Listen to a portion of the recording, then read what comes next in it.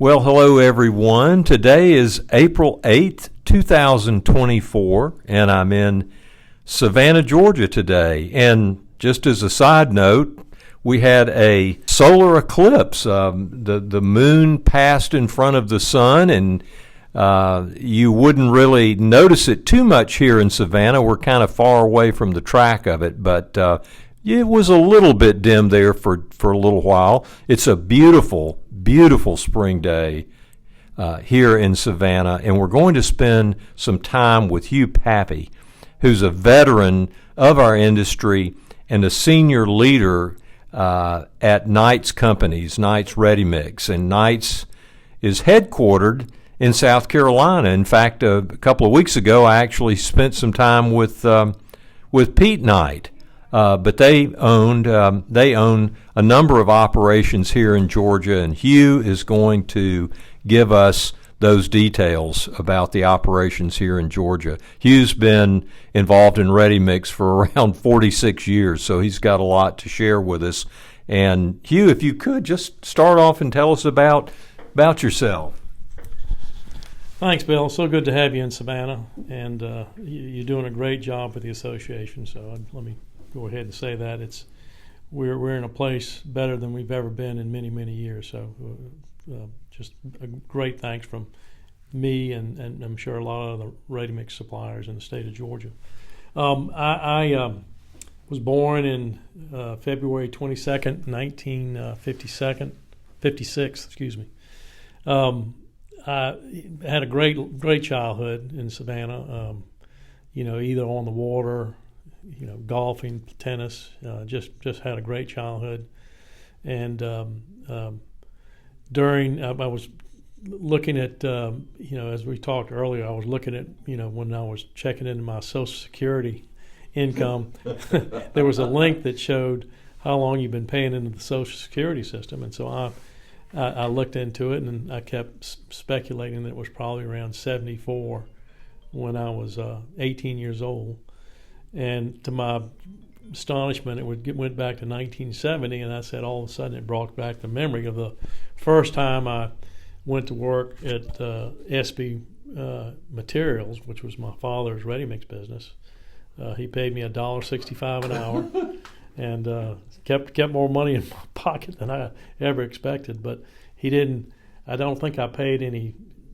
He didn't take out any federal income tax, but took out Social Security. So it's been, I think, it had $500 for 1970. So that's 54 years? 54 years, you paid into the system. So I would work there during the summer times, during holidays, just anything. I mean, it went from cutting the grass to working in the shop, working in the dispatch office, batching concrete. We had an old manual plant where we pulled levers, and so learned how to do that.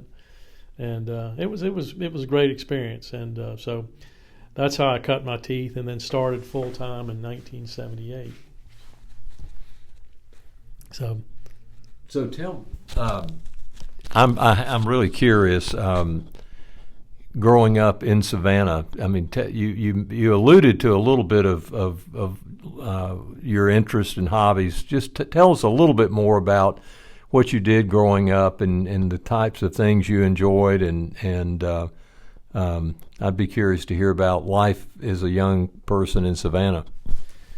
Yeah, it was. Savannah's always been a big little town. It's a bigger little town today than it was back then, but it was, as I'm sure everybody feels about their past, where they grew up, it was sort of an age of innocence. It was nothing at age 14 to get on my bike and ride to downtown to the movie theater to go see a picture. And parents had no problem with that and did it all the time. So it was just a great town to live in. We had my grandfather had built a house down at Tybee Island, Georgia, or Savannah Beach. So we stayed down there for a month during the summer times, and then my cousins would stay for a month, and then my grandmother would stay for a month. And so I'd end up staying with them for a couple of weeks at a time myself. So spent a lot of time down at the beach, which was just the greatest memories in the world. Fished, crabbed, hunted turtle eggs, skied, you name it. We did it all, just constantly on the water. And that was before sunscreen. So the way to handle it is that you get a bad sunburn, your skin would peel off, and that was your base for the summer. So, and we never wore shoes. So by the time we went back to school, your feet were all swollen up. You hadn't worn socks in 3 months, and so it was. But great times. And when not in the beach, we had access to a nice golf course and tennis course. So I learned how to play golf and tennis. I played Little League baseball during the summertime up to probably age 15. Right. And that was fun. That was a lot of fun. And played catcher. So, and I wish I'd have kept up my baseball career, but I ended up passing that up for tennis. But it was just a great time. I can't think of a better place for anyone to grow up in Savannah, Georgia.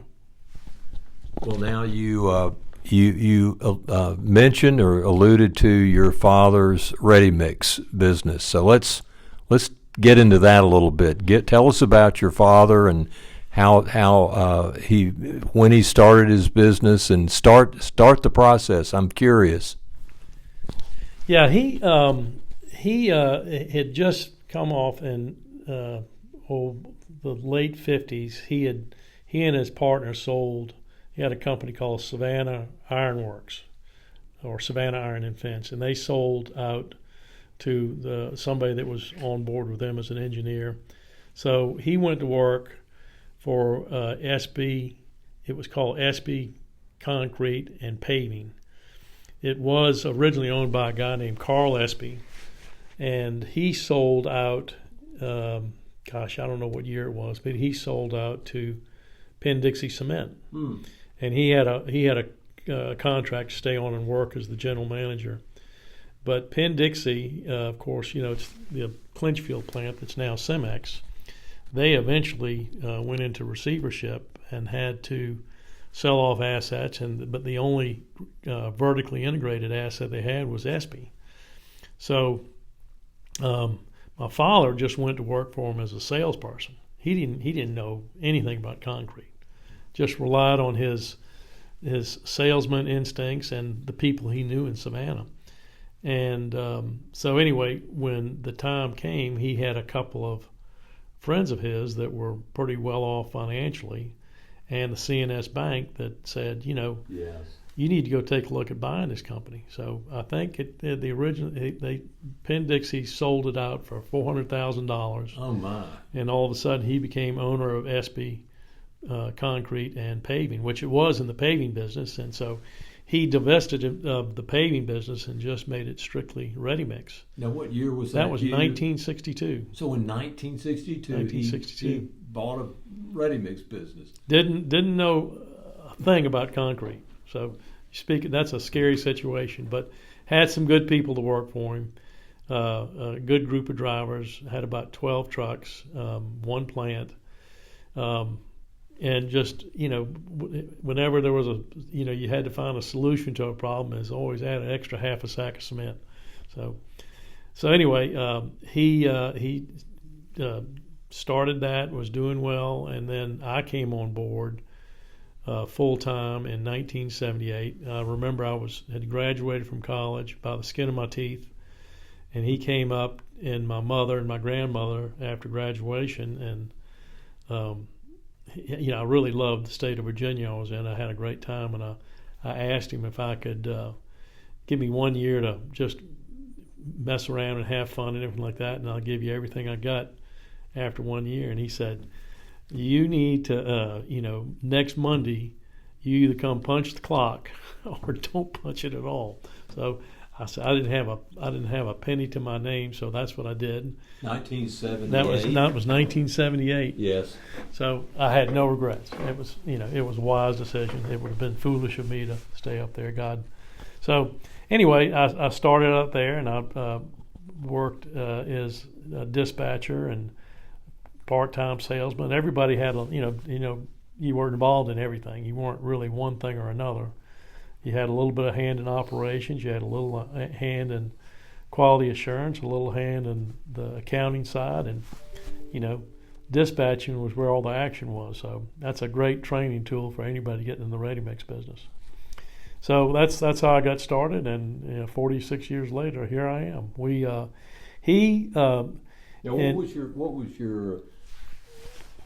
What was your father's name? Okay, excuse me. Yeah. My father's name was Hugh Papy Senior. Oh, Hugh Senior. So he was Hugh Senior. Yep.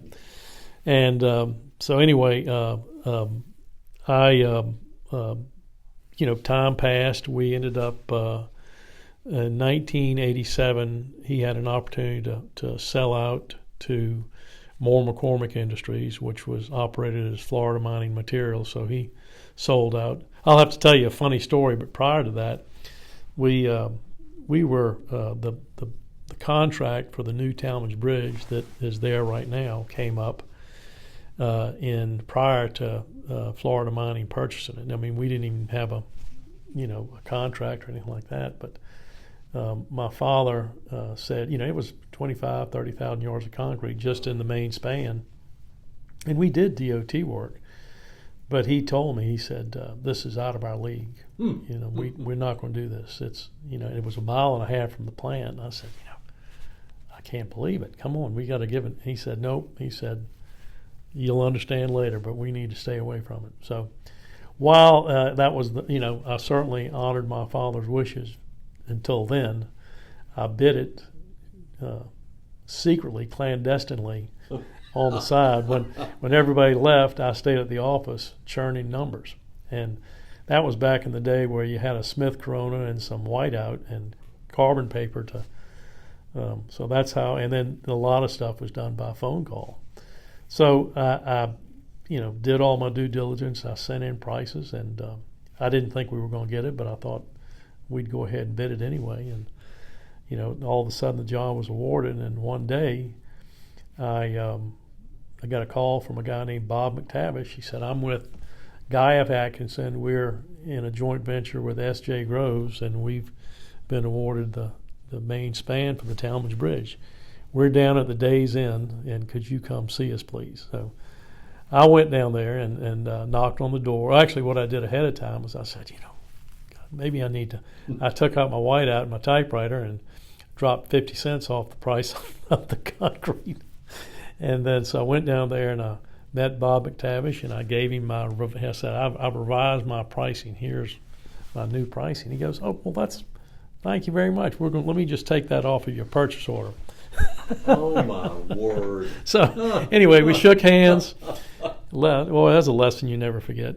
So anyway, we shook hands, and I went outside, and I walked outside the door, and I said, holy cow, now I've got to go tell my father. Not only did, defy his specific words to me to not bid it, but we got it. So I waited till he would always go out to kind of a private men's club to meet his same friends to go play gin rummy and drink a couple of Beefeaters martinis. He did that every day after 5 o'clock. And so I went over there. I said, I'm going to wait till he's through with that second martini, and then I'll approach him about it. I thought maybe that would lessen the blow, but so went over there. Had to go put on a tie.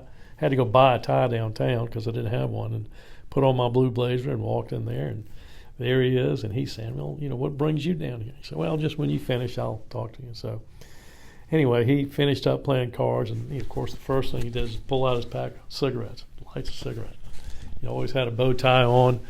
And he came up and he said, all right, what's going on? He didn't, So I told him, I said, look, I bid the Talmadge Bridge and we got it. Here's the purchase order. And here goes, the cigarette goes out, and he pulls out another cigarette and, starts smoking it. And he goes, all right, maybe because he was in public, but he didn't blow up. He said, we'll get through this thing. So anyway, that was probably one of the many eventful things that happened in my life. So we, by the time before the job even started, he had sold out to Florida Mining, and okay. And it probably it was probably helped with the sale. I'm sure, having a nice 30,000 yard contract. So anyway, I began my career with Florida Mining, and then they eventually sold out to Blue Circle, and then Blue Circle bought out the tarmac operation. Excuse me. Blue Circle bought out the tarmac operation, which used to be our competitor, W.J. Bremer. And then Blue Circle, of course, got bought out worldwide by Lafarge. And then Lafarge sold out the southeastern assets to Argos. And, now I'm back in it with Knights Redi-Mix. I had a 4-year interlude with a company that had a concrete-specific additive, but which was a good experience. But I'm back in the Redi-Mix business with Pete Knight, and I'm really enjoying myself. It's one of those things that's, once it's in your blood, it's hard to shake it. It really is. So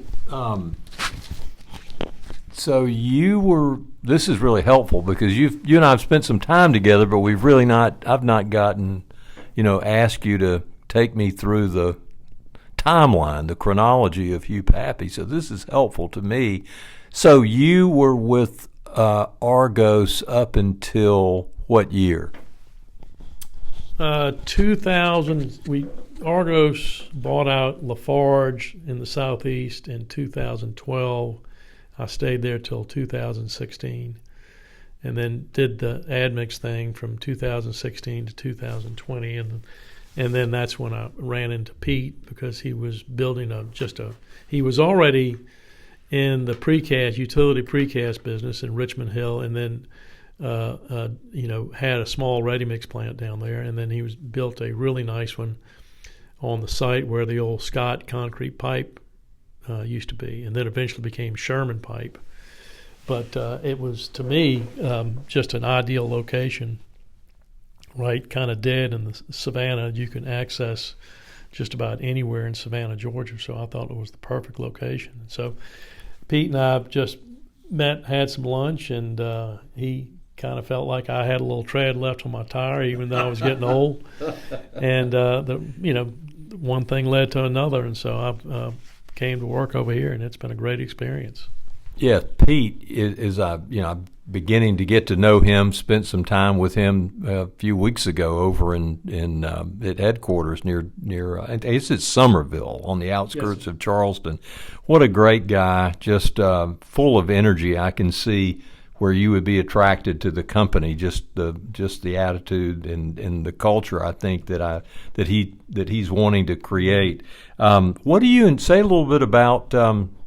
What you enjoy about these past years working with Knights companies and being involved with them? What do you enjoy about it? Well, it's of course, being in the corporate world for a few years with Lafarge and Blue Circle and Argos, there was a tendency to lose some of the camaraderie associated with it. And Knights is of course a family company, and there is a lot of they run the business as if it's their own family. So there's of course they've got good corporate governance and good management, but there's always that family feel. Everybody in the company. You can reach out to them like you would reach out to somebody on your own. Everybody's on the same team, so we spend a lot of time together, and I think that's really important in any business, is that you want to feel like you're sort of in a family situation, that you're not maybe a number. I don't care how big or small you are. I think it makes a big deal. It's a big difference in how any person feels when they're employed. So that's been the biggest advantage. Right. What about and Pete covered this a little bit, but I'd love to hear it again too, so I'm really clear about the footprint here. Tell us about the Redi-Mix, the plants that are here, and then there's also a precast. Is that correct? Yes, sir. They have utility precast in Somerville and in Richmond Hill, Georgia, which is just south of here. And he bought that by acquisition, and then the Redi-Mix plant was not really suited for off-site delivery, but he he put some money into it and got it to where it was serviceable for Redi-Mix in that area. And it was, I wouldn't even consider it a greenfield coming to Savannah. I think it was just the perfect expansion area. I think he had to have something in Savannah. Picked an absolutely perfect site.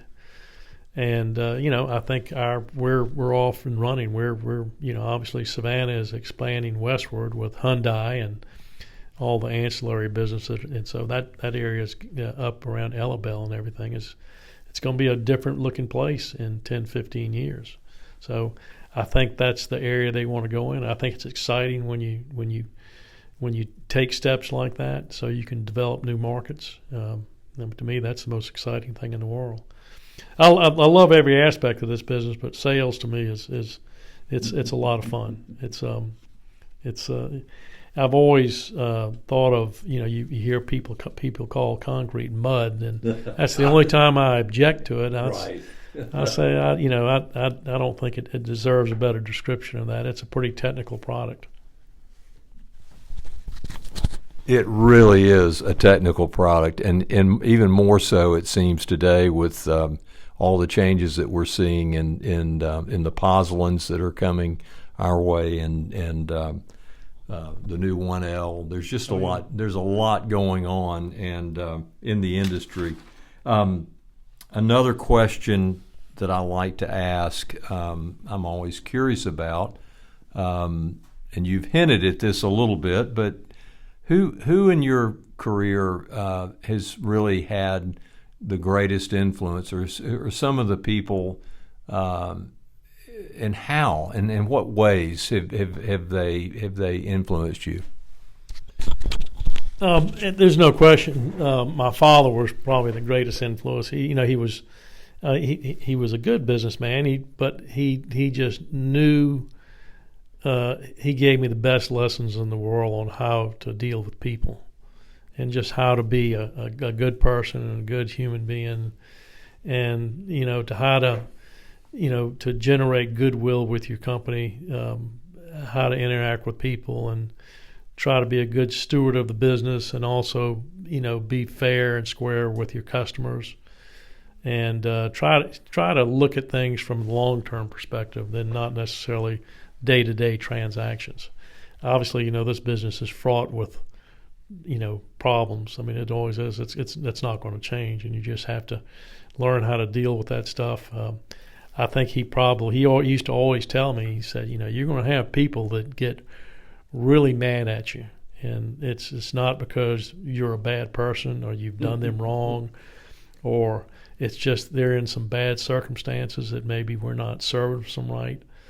But he said you're going to have to learn how to deal with it, and they're not. Don't take it personally. Take it seriously. He said just let them do what they have to do. But if you can learn how to handle that, you've got it licked. He said my father used to say you're going to have to learn to eat crow. Well, now he said you got to build up a tough hide. Okay, so I'm starting to remember there was a pretty good story you told along those lines. I hope you remember it. If you don't, then we'll move on. But something about a situation that you had with someone that you were really, you were giving, the service was horrible, and the guy did he come to you complaining? But it was actually another company? What was that story? I know what you're talking about. Yeah. This is after Florida Mining had fully acquired ESPY, and the second phase of the Talmadge Bridge was even larger. It was 140,000 yards of concrete. Wow. So a Hardaway company came in out of Columbus, Georgia, and got that contract. So we got the Redi-Mix on it. And so we had the first pour they had was a dry seal that was, it was a quarter of a mile away. It wasn't even that far.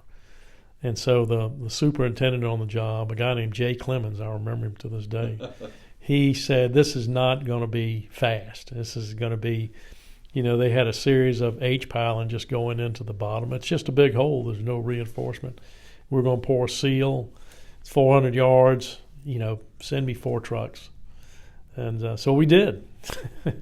and 4 trucks came straight back. They dumped all 4 out. So this went on for about maybe 2 or 3 rounds, and the guy that was the project manager for Hardaway, his name was Ray Davis. He found out about this, and he was hopping mad. And so he, got in his truck, got in his car, pulled out of Salem, and started and drove straight over to Savannah Concrete, which was our neighboring Redi-Mix company. Had nothing to do with the project. Went up to the dispatch office, and there was a guy up there named Wayman Townsend who was their dispatcher, and proceeded to just chew him out unmercifully. And then Wayman, he took it like a man, and then he said, "All right, when you take a breath and you stop, just let me just ask you one question. First of all, who are you, and why are you screaming at me?" And he said, "Well, so with Ray Davis and Hardaway, he said, all right, stop right there." He said, "Sir, you've got the wrong company." He said, "You need to go around the corner and go chew out Hugh Papy with." So that's what he did. And I was at the plant trying to manage the situation, and Ray Davis came up there, and he walked in the door, and he lit up a Salem, and he said, "I'm worn out. I'm so tired. I wore myself out chewing out your competitor. I don't have any energy to chew you out." Well, anyway, it turned out to be the start of a great relationship, even though it was off to a rough start. But he turned out to be just a absolute great guy to work for. Plenty of challenges, but we made it happen. So the Talmadge Bridge is the job that I probably cut my teeth on, and I'll always remember it.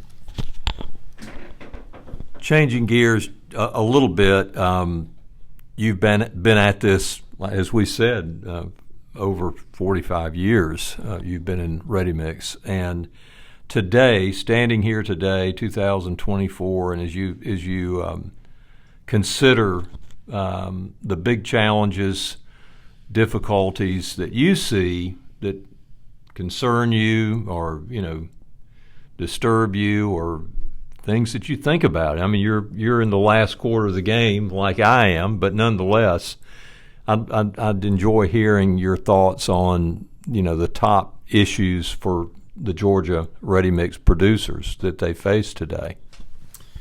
It's obviously unlike any other business. Redi-Mix is a lot of capital goes into it, and a lot of capital goes out, and the cost of running heavy equipment like Redi-Mix trucks, it's got to be just exponential with just the cost of what a concrete truck is, upwards of 200,000 or more, depending on what you get, and then somebody needs 4 yards of concrete, and it's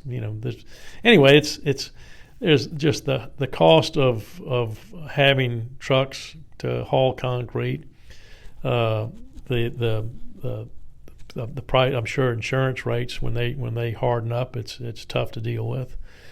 There's challenges with safety. I mean, you entrust a guy to drive a truck that weighs over 45,000 pounds and carrying 18, 19 tons of material on it. When you're always worried about safety and accidents and stuff like that. So that's a huge exposure. And then there's the fact that concrete it's not just mixing up a bunch of sand and stone. I mean, it's got to perform. You've got you're tested all the time to make sure your product is meeting all the standards. So, I know there's other businesses that have challenges, but I got to think that Redi-Mix concrete is one of the toughest. There's just so many things that you have to manage. Not including just the capital expense. So I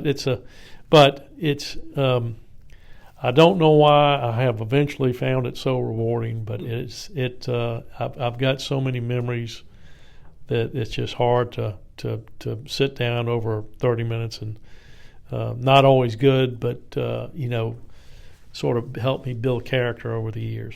So it's one that and I'm going in probably what your next question is, but I highly recommend it for anybody that's maybe getting out of college. It's every business has its heartaches. There's nothing easy about any business. And, I'm one thing that my father taught me too is that just the ultimate measure of a man is how hard he works, and I think that's true today, and it always will be true. That's what this nation is built on. And you're going to work hard in the concrete business, irregardless. So it's a tough business, and but I do. I don't want to scare anybody off from considering it because it is hugely interesting. Technically, it's one of the most interesting businesses I've ever seen. And if you get into some interesting jobs that require high technical type material, that just the reward to complete it and finish it successfully is, and the relationships you develop over it are just monumental. So it's that's it in a nutshell. No, that's I get it. Believe me, and I think Hugh and I had lunch today with Albert Dial, the founder of Mobile-Mix, Mobile Concrete, and he said, it Redi-Mix concrete. He said either you hate it True statement. or you love it, and you love it, and it's obvious. And those who hate it leave and go elsewhere, I guess. But like I said, always greener on the other side. That's for sure. No. One last question. Hugh is he's on our board of directors of the Redi-Mix GRMCA of our association, and Hugh came on soon after I came back 2 years ago, and we've been delighted to have Hugh because of what you hear in his voice. He's very passionate. He's very engaged, which we enjoy. When you're a GRMCA staff member, nothing thrills you more than to have an excited and engaged member, and in this case, a director, helping us. So, Hugh, if you could take a few minutes and describe what you see from your point of view are the benefits to membership in the association. What's the value when it's not free. Members write checks to pay. What do they get in return? Talk about that a little bit. Well, it's always good to be able to connect with other people in your industry. You may not be directly competing with them. You may be, but it's as long as it's up and on their board and everybody understands what you can network about and can't. It can be hugely, you can't do that under any other circumstances other than without an association. So other than that, I mean, it's there's things that the association does that no other concrete company I don't know of anybody that has a lobbyist that can go to the Capitol in Atlanta and push things that are good for our industry. That's front and center. That's worth the price of entry into an association. We need something like that because there's so many things that obviously with the tort reform coming up, I think that's very important. So it's nice to have an association that can run, do all the heavy lifting on that. The association as since you have come on board is becoming relevant. I mean, we've got committees that are very engaged in every aspect of our industry. As I said, the technical committee, which, I mean, concrete is as technical a building product as you'll find on the face of the earth. Yes, it is. The legislative committee, which is our sort of liaison with our lobbyists and with Emily on what we want to see them do on Capitol Hill. The workforce development has become, after 2021, it was a challenge for one reason or another. I don't want to get into the details of that, but everybody wants to do whatever it takes within, economically feasible to have a good, solid workforce that sticks with you. I mean, they want longevity. Nobody wants to put the training and the effort into an employee that may seek employment somewhere else 6 months or a year later. We want it to be a lifetime. We want it to say you should be a part of our family, and this is what we'll do to keep you. And so workforce development that's things that you won't find. You can't Google that. You find out by interaction with other people, other human resources people that are in the industry. This is what's worked for us. Maybe it'll work for y'all. The obviously safety, environmental compliance, that's front and center. I mean, there's a lot of exposure for our industry, and whether you're big or small, maybe a big company probably has somebody that handles that, but a smaller company doesn't. So that's pretty vital to have an association that can kind of give you direction on how to handle certain matters. I mean, we were just down in Jessup, and that may have been a gap that would fill with them instead of having to hire an outside person. Or so there's all kinds of aspects, and it's nice to have a good, solid association that can represent the industry and represent it to the degree that y'all do right now. It makes a big difference. And plus, you have the direct relationship to all the other ancillary associations. Yes. Highway Contractors Association. I mean, it's probably one of the most important ones in the state of Georgia. They have the. I mean, they are connected with GDOT. They know what is going on there, and they're just they're associated. If you're going to be a civil contractor, you better be involved with them as well. So, and it's the same with the Redi-Mix Association. There's nothing but good that comes out being involved in the Redi-Mix. It's a good investment to be involved in GRMCA. Well, Hugh, thank you for taking time. You've taken. Not bad for just winging it. You've really helped our listeners to certainly learn more about you, learn more about how your father started a business, Redi-Mix business in the 60s. Is another piece of the puzzle in the state of Georgia, which is what we're about with this project. It's an oral history project. We're trying to provide our listeners and anyone who might be interested, where we came from, what are our roots. I think it's so important to have that history. So, and you've spent a lot of time with me today, Hugh. We went and visited with the folks in Jessup and Albert and his daughters there, and to introduce them to the association. And it's just we do appreciate your commitment to the industry. It's not just the association; it's a dedication to an industry that we really enjoy and appreciate. So thanks again. Thank you, Bill. I appreciate you being here. I'm proud to be a part of it. As I said, this is my second stint. The first one being in 1978, but I'm proud to be a part of this organization, of the GRMCA. Y'all are doing a great job, and you'll always have my 100% support. Thank you.